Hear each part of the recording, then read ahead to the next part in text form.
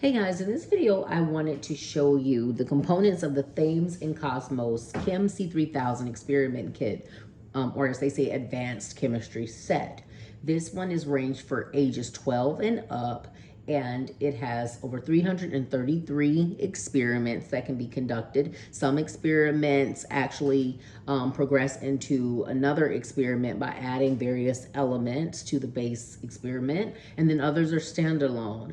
But it also comes with this 192-page experiment manual that goes over everything from safety precautions, lab safety precautions, gives you the breakdown list of all the materials which come pre-packed in the styrofoam cutout.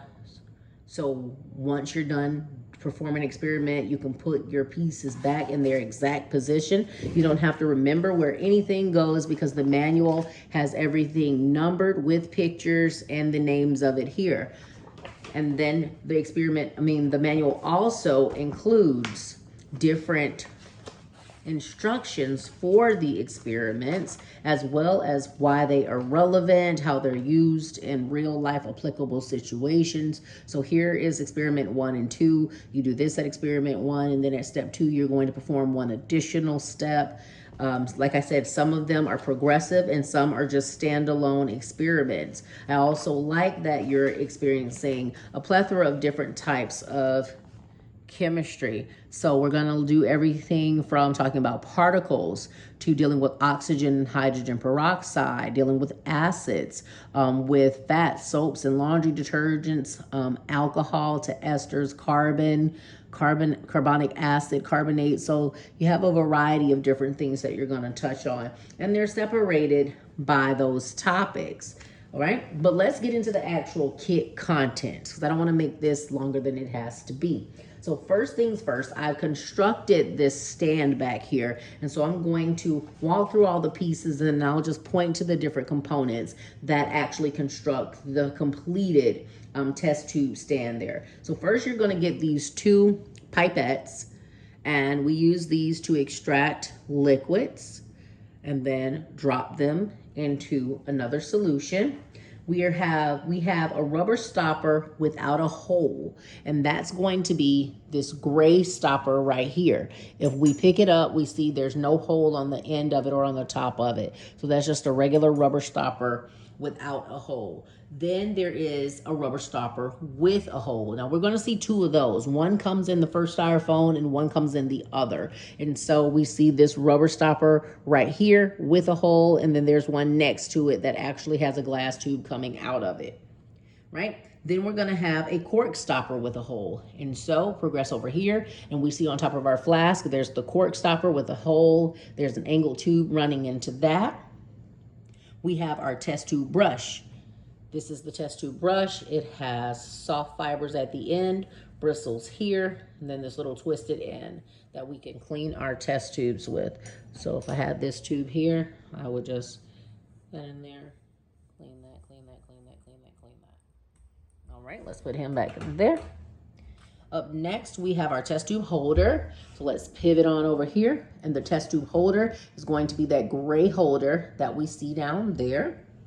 We have our safety glasses. The safety glasses are here. These are an interesting pair. They make me think of the movie Men in Black. I think it was part 3 with Boris the animal. But they fold up on this side, fold up on that side, I guess to reduce splatter. They have these little pieces right here, though, that are a little like they would poke into the sides of the face. And I'm not really down with that. But I'm going to let my daughter try them out, and then I'm still going to invest in a secondary pair of lab safety glasses. Okay, then we have magnesium strips, and the magnesium strips come in a test tube. So they're going to be in not a test tube, but they come in this tube, this plastic tube. If we look at the bottom of it, we can kind of see them a little bit, but they're just some magnesium strips in there. After the magnesium strips, we have the lid opener. So this is the lid opener. Looks like that on the bottom.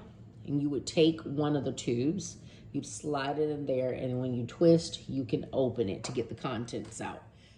Okay, next we have the test tube. We did the test tube stand. I'm sorry.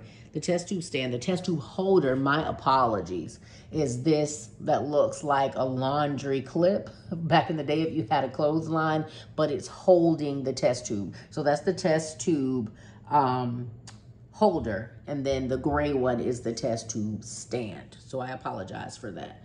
Next, we have copper wire. It's just this piece of bent copper wire.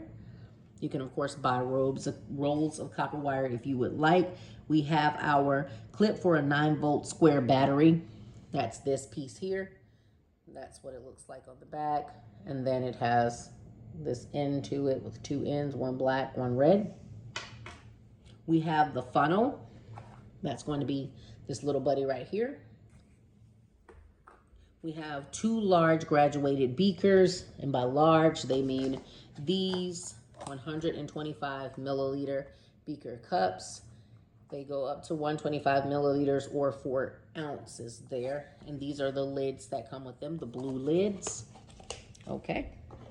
After those graduated beakers and lids, we have what we call an immersion heater. And we see that I have this glass rod inside of this test tube. This is what we're referring to as the immersion heater, this glass rod here. So let me just do that so you can come in focus.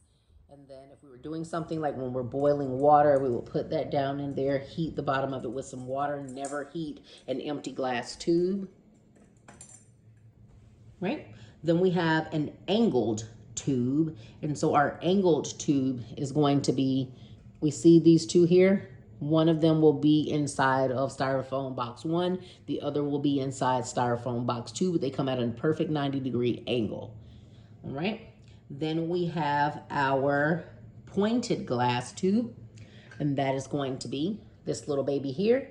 That's about how long it is. It's open at this end, open at this end as well, but it has a pointed nose on it.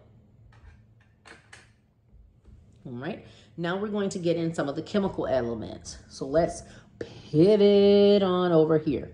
All right, so up first we have sodium hydrogen sulfate.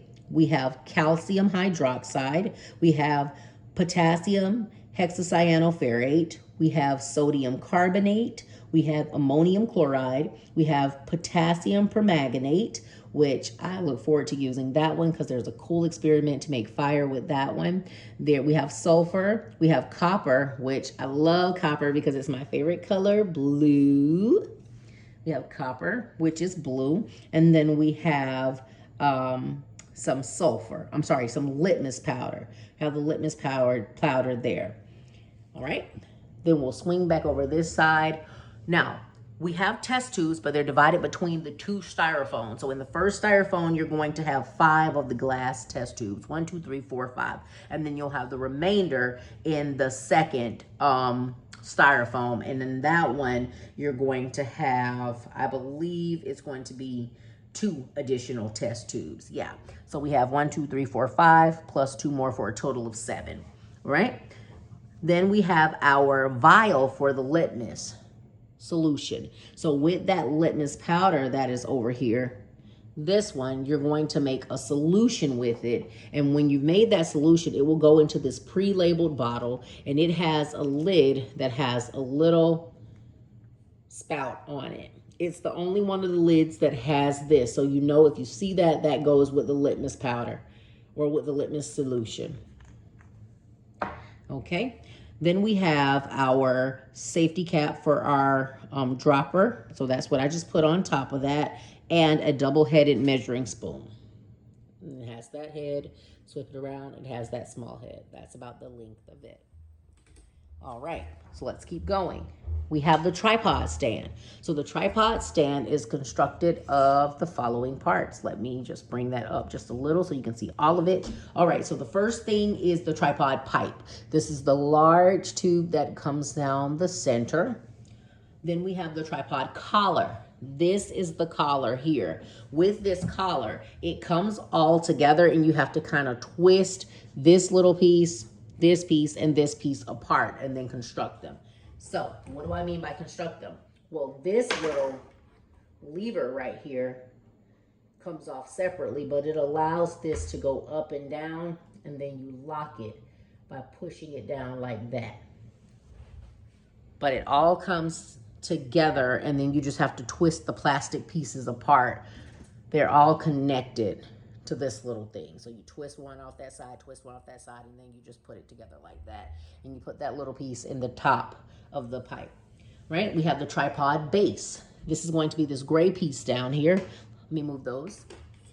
So we have the tripod base, and then out of the tripod base, we have 3 rods that are going to help it to stand. They have their designated slots. You just slide them right on in.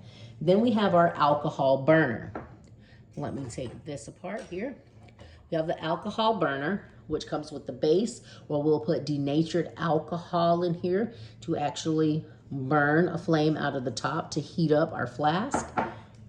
To construct this is constructed of 4 pieces. So let me slide down all 4 pieces a little lower. There we go. So the first piece of this is going to be what we call the insulating piece. That's this little plastic. Then on top of that, we have an aluminum disc. Then we have what we call the wick holder, which is this aluminum collar, and then the actual wick, which runs through all of them. And so we push them up together. We slide them down inside, and that sits under there. When we want to put out a fire, we use what we call the wick burner cap. We just suffocate the fire like that, and it will go out. All right. Next, we have a rubber stopper with a hole. I already showed you that over there. It's going to be one of those. It comes with 2. One will be in one styrofoam. The other will be in the other styrofoam. Then we have 2 rubber stoppers with holes. So one of them is this one, and the other one is there with those 2 glass pipes coming out of it. We have a light bulb, a 6-volt light bulb. This little tiny baby there. And then this light bulb socket. So if we twist that out, that's the little socket. Let's twist that back in so she stays nice and safe. We have a carbon electrode. It's just this little carbon rod here. Kind of reminds me of a ferrous rod that you can strike to make fire when you're camping out or anything. We have our acute angle glass tube, and that's this one. We turn it upside down, it looks like a letter V. It's open on both ends. It's the only one that looks like that. We have our 4 small graduated beakers. So the 4 small graduated beakers, let's bring them over here. I knocked them down, but it's the smaller cups. And here we are, we see that they have number 5, starting with 5, going all the way up to 30. And they have the little white caps that go on them. Let's move them back over there. All right. Up next, we have 3 wires that are double-ended with alligator clips. So those 3 wires are going to be wires 1, 2, and 3. They're not all together. They're just jumbled right now, but they come 3 separate wires. And all of them are double-ended, and they have alligator clips. So inside, if you pinch it, the little alligator clip mouth, you can wrap it around something, okay?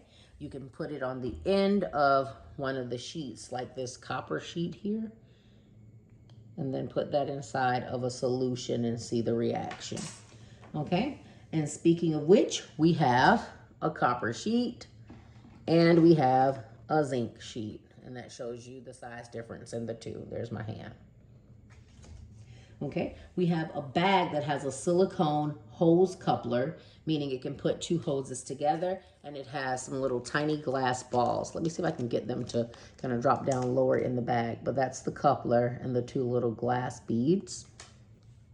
We have 2 test tubes. Those are the additional test tubes that I discussed, for a total of 7 for the entire kit together.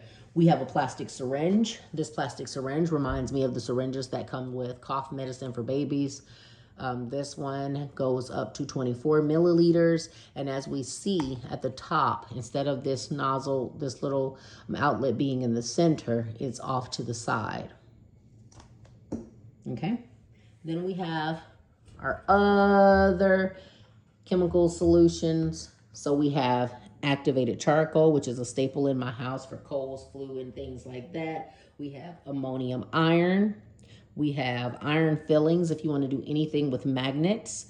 We have potassium bromide. We have potassium iodide. And then we have sodium thiosulfate. All right. And then from there we have, let's swing back around, evaporating dish. So it's this little small dish that has this little pour out. This is not for sake or tea. And then we have a wire netting. That is, oh, let me pull it back up so you can see it. Our wire netting is what our Erlenmeyer flask is sitting on top of over here. I don't know if I mentioned that, but we have the Erlenmeyer flask, which is this flask right here that has the cork inside of it. And then we have this wire netting, and the wire netting is what is helping it to sit on top of the base stand. Okay, I'm sorry, the burner stand. Why did I say base stand? The burner stand. And then we have filter papers. And last but not least, we have a label sheet.